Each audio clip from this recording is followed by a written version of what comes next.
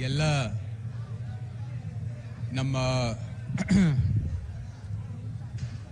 BJP Karnataka ರಾಜ್ಯಾಧ್ಯಕ್ಷರಾದಂಥ Shri BY Vijendra ಅವರೇ, ವಿರೋಧ ಪಕ್ಷದ ನಾಯಕರಾದಂಥ ಶ್ರೀ R ಅಶೋಕ್ ಅವರೇ, ಮೇಲ್ಮನೆ ವಿರೋಧ ಪಕ್ಷದ ನಾಯಕರಾದಂಥ ಶ್ರೀ ಚಲವಾದಿ ನಾರಾಯಣ ಸ್ವಾಮಿ ಅವರೇ, ಹಿರಿಯರಾದಂಥ ಶ್ರೀ ಶ್ರೀರಾಮುಲು ಅವರೇ, ವೇದಿಕೆಯಲ್ಲಿ ಉಪಸ್ಥಿತರಿರುವ ಎಲ್ಲ ನನ್ನ ಹಿರಿಯ ಸಹೋದ್ಯೋಗಿಗಳೇ, ಶಾಸಕ ಮಿತ್ರಗಳೇ ಹಾಗೂ ನಮ್ಮ ಪಕ್ಷದ ಎಲ್ಲ ಪದಾಧಿಕಾರಿಗಳೇ ಹಾಗೂ ಮುಖಂಡರೇ, ಇಲ್ಲಿ ಉಪಸ್ಥಿತರಿರುವ ಎಲ್ಲ ಮೈಸೂರಿನ ನಿವಾಸಿಗಳೇ, ಎಲ್ಲಕ್ಕಿಂತ ಮುಖ್ಯವಾಗಿ ಇವತ್ತು ನಮ್ಮ ಅನೇಕ ಕಾಯಕ ಒಂದು ಸಮುದಾಯಗಳಿಂದ ಇವತ್ತು ಆಗಮಿಸಿರುವ ಮೈಸೂರು ಜಿಲ್ಲೆ ಮತ್ತು ಸುತ್ತಮುತ್ತ ವಾಸವಿರುವ ಎಲ್ಲ ಕಾಯಕ ಸಮುದಾಯಗಳಿಗೆ ನನ್ನ ಹೃತ್ಪೂರ್ವಕವಾದಂಥ ಅಭಿನಂದನೆಗಳನ್ನು ಸಲ್ಲಿಸುತ್ತಾ, ಸಾಮಾನ್ಯವಾಗಿ ಇವತ್ತು ಎಲ್ಲಕ್ಕಿಂತ ಕಿರಿಯ ವ್ಯಕ್ತಿ ಅಧ್ಯಕ್ಷತೆಯನ್ನು ವಹಿಸಬೇಕಾಗಿದೆ. ಬಹಳ ಒಂದು ಕಷ್ಟದ ಕೆಲಸ, ಯಾಕಂದರೆ ಕೊನೆಯ ಭಾಷಣ ಕೊಡುವಂಥದ್ದು ಇಂಥ ದೊಡ್ಡ ಸಮ್ಮೇಳನದಲ್ಲಿ ಏನು ಸುಲಭ ಇಲ್ಲ.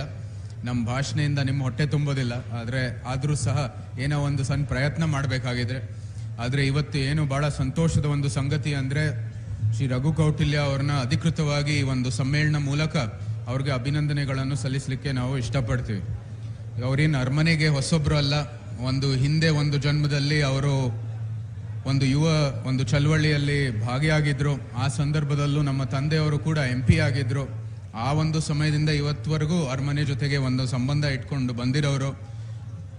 ಜೊತೆಗೆ ಅವರ ಅನೇಕ ಒಂದು ಪತ್ರಗಳಲ್ಲಿ, ನ್ಯೂಸ್ ಪೇಪರ್ಗಳಲ್ಲಿ ಅವರ ಒಂದು ಆರ್ಟಿಕಲ್ಗಳು ಬರ್ತಾ ಇತ್ತು.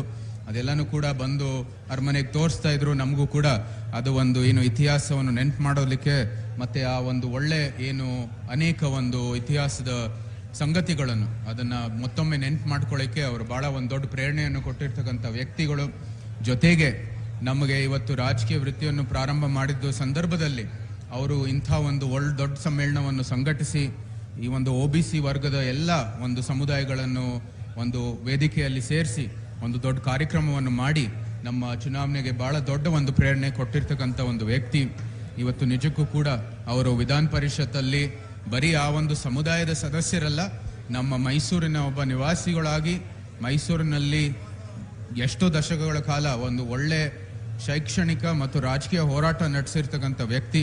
ಆ ಎಲ್ಲ ಹಿನ್ನೆಲೆಯಲ್ಲಿ ಸೂಕ್ತವಾದಂಥ ಪ್ರತಿನಿಧಿಯನ್ನು ಆಯ್ಕೆ ಮಾಡಿ ಇವತ್ತು ನಮಗೆ ಬಹಳ ಸಂತೋಷದ ಸಂಗತಿ, ಈ ಒಂದು MP ಆಗಿದ ನಂತರ ಮೊದಲನೆಯ ವ್ಯಕ್ತಿ ಒಂದು ಕಾಯಕ ಸಮುದಾಯದಿಂದ ಆಯ್ಕೆಯಾಗಿ ಒಂದು ಜನಪ್ರತಿನಿಧಿಯಾಗಿ ನಮ್ಮ ಜೊತೆಗೆ ಸೇರಿರ್ತಕ್ಕಂಥದ್ದು ನಮ್ಮ ಜೊತೆಗೆ ಬಹಳ ಒಂದು ದೊಡ್ಡ ಸೌಭಾಗ್ಯ ಅಂತ ನಾನು ಹೇಳಲಿಕ್ಕೆ ಇಷ್ಟಪಡ್ತೀನಿ. ಈಗೆಲ್ಲ ಹಿರಿಯರು ಮಾತಾಡಿದರೆ, ಅನೇಕ ಒಂದು ಅಂಶಗಳನ್ನು ನಿಮ್ಮ ಮುಂದೆ ಮಂಡಿಸಿದರೆ.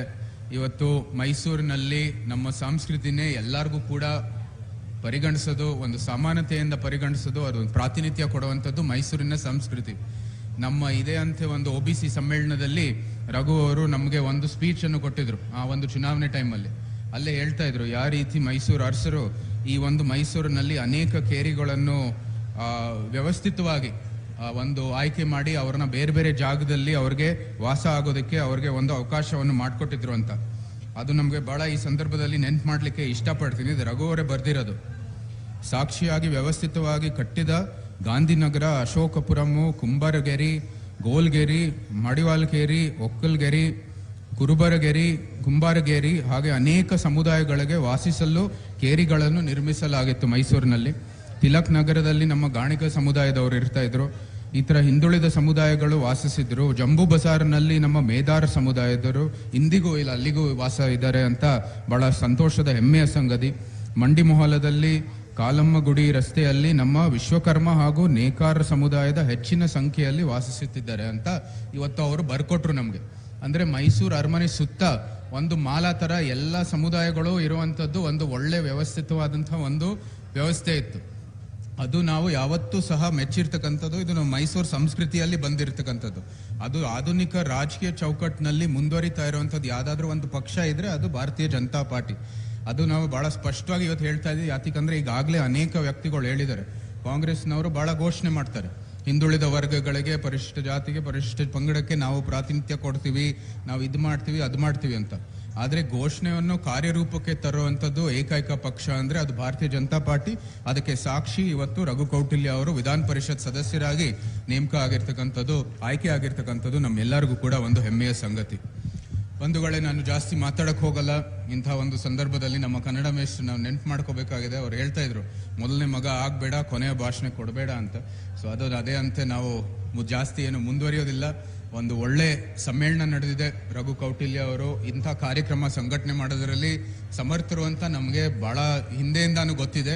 ಇವತ್ತು ವಿಧಾನ ಪರಿಷತ್ತನ್ನು ಹೋಗಿ ನಮ್ಮ ರಾಜ್ಯದ ಅನೇಕ ಜ್ವಲಂತ ಸಮಸ್ಯೆಗಳನ್ನು ಮಂಡನೆ ಮಾಡೋ ಮೂಲಕ ಇವತ್ತು ಭಾರತೀಯ ಜನತಾ ಪಾರ್ಟಿಗೆ, ಮುಖ್ಯವಾಗಿ ಮೈಸೂರಿಗೆ ಒಂದು ದೊಡ್ಡ ಉತ್ತೇಜನ ಆಗುತ್ತೆ ಅಂತ ಈ ಸಂದರ್ಭದಲ್ಲಿ ಹೇಳ್ತಾ, ಈ ಕಾಯಕ ಸಮುದಾಯಗಳ ಜೊತೆಗೆ ನಾವು ಸದಾ ಇರ್ತೀವಿ ಅಂತ ಈ ಸಂದರ್ಭದಲ್ಲಿ ಹೇಳ್ತಾ, ಮೈಸೂರಿನ ಸಂಸ್ಕೃತಿ ಅಂತೆ ನಾವು ಒಂದು ಕರ್ನಾಟಕದಲ್ಲಿ ಒಂದು ಒಳ್ಳೆ ಹೋರಾಟ ಮಾಡೋ ಮೂಲಕ ಇವತ್ತು 28 ನಮ್ಮ ಸರ್ಕಾರ, ನಮ್ಮ ರಾಜ್ಯಾಧ್ಯಕ್ಷ ಒಂದು ನೇತೃತ್ವದಲ್ಲಿ ಏನು ರೂಪಿಸ್ತೀವಿ, ಆ ಒಂದು ಸರ್ಕಾರದ ಮೂಲಕ ಎಲ್ಲರಿಗೂ ಪ್ರಾತಿನಿಧ್ಯ ಕೊಡೋ ಮೂಲಕ ಏನು ಬಸವಣ್ಣನ ಕಾಯಕವೇ ಕೈಲಾಸ ಅಂತ ತತ್ವ ಇದೆ, ಕಾಯಕವೇನೆ ಎಲ್ಲಕ್ಕಿಂತ ಮುಖ್ಯವಾದಂಥ ಒಂದು ತತ್ವ. ಅದೇ ಅಂತೆ ನಾವು ಒಂದು ಒಳ್ಳೆ ಶ್ರೇಷ್ಠ ಭಾರತವನ್ನು ನಿರ್ಮಾಣ ಮಾಡೋಕ್ಕೆ ಮುಂದುವರಿಬೇಕಾಗಿದೆ. ಅದೇ ಅಂತೆ ಮುಂದುವರಿತೀವಿ ಅಂತ ಈ ಸಂದರ್ಭದಲ್ಲಿ ಹೇಳ್ತಾ, ಮತ್ತೊಮ್ಮೆ ತಮ್ಮೆಲ್ಲರಿಗೂ ಕೂಡ ಕೃತಜ್ಞತೆಗಳನ್ನು ಸಲ್ಲಿಸುತ್ತಾ, ಬೆಂಗಳೂರಿನಿಂದ ಅನೇಕ ಜಿಲ್ಲೆಗಳಿಂದ ನಮ್ಮೆಲ್ಲ ನಾಯಕರು ಬಂದು ಈ ಕಾರ್ಯಕ್ರಮವನ್ನು ಯಶಸ್ವಿ ಮಾಡೋದಕ್ಕೆ ಅವರೆಲ್ಲರಿಗೂ ಕೂಡ ನಾನು ಕೃತಜ್ಞತೆಗಳು ನಿಮ್ಮೆಲ್ಲರ ಪರವಾಗಿ ಸಲ್ಲಿಸುತ್ತಾ, ಇಷ್ಟೊತ್ತಿದ್ದು ಕಾರ್ಯಕ್ರಮವನ್ನು ಯಶಸ್ವಿ ಮಾಡಿರೋ ಸಮಸ್ತ ಒಂದು ಮೈಸೂರಿನ ಎಲ್ಲ ಕಾಯಕ ಸಮುದಾಯಗಳಿಗೆ ಮತ್ತೊಮ್ಮೆ ಅಭಿನಂದನೆಗಳು ಅಭಿನಂದನೆಗಳು ಅಭಿನಂದನೆಗಳು. ಜೈ ಭಾರತ್ ಮಾತೆ, ಜೈ ಕರ್ನಾಟಕ. ಸಂಸದರಿಗೆ ಕಾಯಕ ಸಮಾಜಗಳ ಒಕ್ಕೂಟದ ಪರವಾಗಿ ಒಂದು ಕಿರುಕಾಣಿಕೆ. ನಂತರ ಇದೇ ಸಂದರ್ಭದಲ್ಲಿ ಶ್ರೀವತ್ಸ್ ಸರ್ ಅವರಿಗೂ ಕೂಡ ಕಾಯಕ ಸಮಾಜಗಳ ವತಿಯಿಂದ ಈ ಕಿರು ಸನ್ಮಾನ. ಇದೇ ಸಂದರ್ಭದಲ್ಲಿ ನಮ್ಮೆಲ್ಲರ ಪ್ರೀತಿಯ ವಿಜಯೇಂದ್ರ